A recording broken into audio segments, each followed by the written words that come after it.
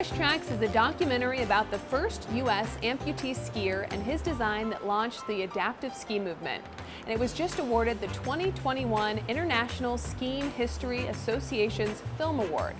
I had the opportunity to sit down with executive producer Katie Limecooler to tell her story. Good morning. Today we're here with Avon resident Katie Limecooler, the executive producer of the documentary Fresh Tracks. Hi, Katie. Welcome to Mountain Mornings. Hi, thanks for having me. I'm excited to be here. So, Katie, tell us about what the documentary Fresh Tracks is all about. Definitely. So it follows the journey of my grandfather. So Paul Limecooler, he lost his leg in World War II and then comes back from the Battle of the Bulge, and it follows his journey becoming an amputee and getting into skiing and how he developed ski outriggers, and then how it's impacted Paralympic athletes and adaptive athletes today. You know, I think we all have important stories in our lives that we don't forget and people we don't forget. For you, it was your grandfather. Tell me how he inspired you to make this documentary. He always had a very positive outlook on life, and he just went after what he wanted. He didn't care what people thought, and he was very driven to succeed and learn new things, whether that was skiing, film, bike racing. He was always interested in learning and exploring more and sharing that with people. But I think the most important thing about him was that he had this resilience mindset that he could overcome, any of the challenges set before him and turn it into an opportunity. And I loved that so much. His favorite quote was that he took advantage of his disadvantage. And so I wanted to share that with others in hopes that they could see their challenges as opportunities as well. Well, paling by comparison to your grandfather, you also had to overcome some hurdles bringing your grandfather's story to light. Tell me about that.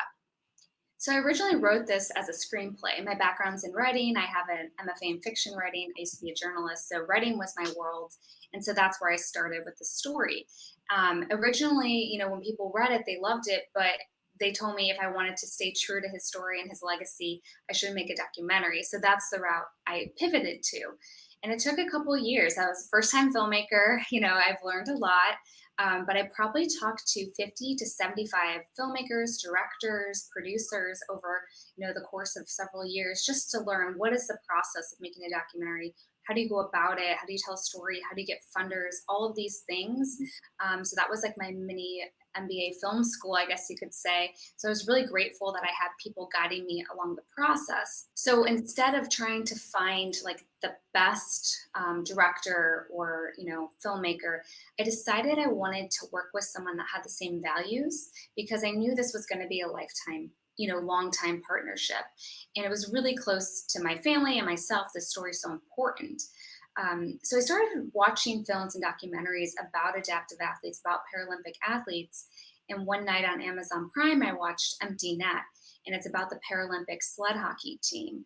And I was so moved by this film. I mean, it was just really well told and really well done. So I reached out to the production company that had made it, the TFA group, and that's how we started working together. So, I mean, it was years until I found them, but once we found them, we filmed, we talked in March and we finished in December. So that's a really quick turnaround for a documentary. So yeah, it's been a great experience. What do you hope people take away from this documentary? I think the biggest thing I want people to take away from the film is to be able to reimagine their challenges as opportunities. Through each one, there is some sort of silver lining that can help us, open a new door, a new window, and see, the positive side of life. It's really easy, especially now, to be caught up in the negative and things that aren't going well. And as my grandfather shows, like there's always a way to make things go well if you can just find it or discover it yourself. So that's kind of the inspiration and motivation I hope people walk away with from this film. One of the things that really struck me from the film is that your grandfather did not patent his design. He actually encouraged other people to copy it, which just seems unheard of. Tell me how that has really changed the face of skiing. So I loved that about him. I loved that he wanted to share his passion so much he didn't want to patent it, because he knew what would happen. Like it would probably be expensive and people couldn't afford it. So he, even at that time, had the mindset of access and giving people the opportunity to get on the ski slope. So he wanted everyone to be able to share in his favorite passion, which was skiing. And I even have letters of him like designing and writing out the measurements to people all over the world. Like, here's how you make an outrigger, and here are the pieces you'll need to gather. And Head Skis was definitely involved. They sent him their old ski tips that he would add to the bottom of the outrigger. So yeah, I think it was just this sharing mindset that he wanted everyone to experience joy just as much as he did. Yeah, it's really, really wonderful and has helped so many people enjoy the sport. So, Katie, where can people watch your documentary? People can watch it on Amazon Prime and also on Vimeo on demand. You can find fresh tracks there. Yeah, your grandfather was quite the inspiration. Katie, thank you so much for joining us today on Mountain Mornings. Thank you so much for having me here. It's been a pleasure.